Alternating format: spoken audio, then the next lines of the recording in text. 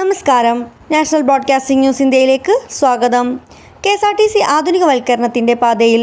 മുഖ്യമന്ത്രി KSRTC ആധുനികവൽക്കരണത്തിൻ്റെ പാതയിലാണെന്നും ഈ യാത്ര ഏറ്റവും മംഗളകരമായി ഭവിക്കട്ടെ എന്നും മുഖ്യമന്ത്രി പിണറായി വിജയൻ പറഞ്ഞു.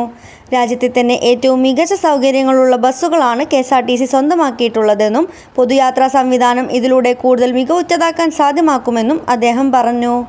KSRTCയുടെ വിവിധ ശ്രേണികളിലുള്ള 143 ബസ്സുകളുടെ ഫ്ലാഗ് ഓഫും സമ്പൂർണ്ണ ഡിജിറ്റലൈസേഷൻ ഭാഗമായുള്ള സംവിധാനങ്ങളുടെ ഉദ്ഘാടനവും തിരുവനന്തപുരം ആനയറ ബസ് സ്റ്റേഷനിൽ നിർവഹിച്ചു സംസാരിക്കുകയായിരുന്നു മുഖ്യമന്ത്രി.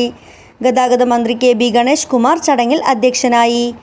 പുതിയ KSRTC ബസ്സുകൾ വന്നുകൊണ്ടിരിക്കുകയാണെന്നും ഏറ്റവും നൂതനവും യാത്രക്കാർക്ക് ഏറെ ഉപയോഗപ്രദവുമായ ബസ്സുകളാണ് വരാൻ പോകുന്നതെന്നും മന്ത്രി വ്യക്തമാക്കി.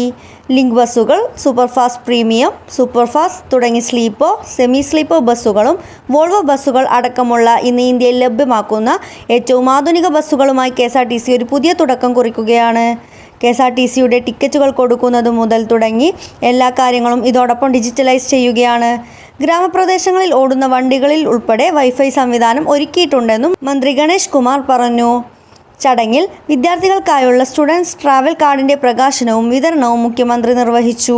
വിപുലീകരിച്ച കമ്പ്യൂട്ടർ അധിഷ്ഠിത ബാർകോഡ് ഇൻവെന്ററി സംവിധാനത്തിൻ്റെ ഉദ്ഘാടനവും ഡിജിറ്റൽ ക്ലോക്ക് റൂമിൻ്റെ ഉദ്ഘാടനവും മന്ത്രി KB ഗണേഷ് കുമാർ നിർവഹിച്ചു. അത്യാധുനിക സുരക്ഷാ സംവിധാനങ്ങളും ഉയർന്ന യാത്രാ സൗകര്യങ്ങളുമുള്ള ബസ്സുകളാണ് KSRTC നിരത്തിലിറക്കുന്നതെന്ന് KSRTC അധികൃതർ അറിയിച്ചു. കൂടുതൽ അപ്ഡേറ്റ്സിനായി കാത്തിരിക്കുക.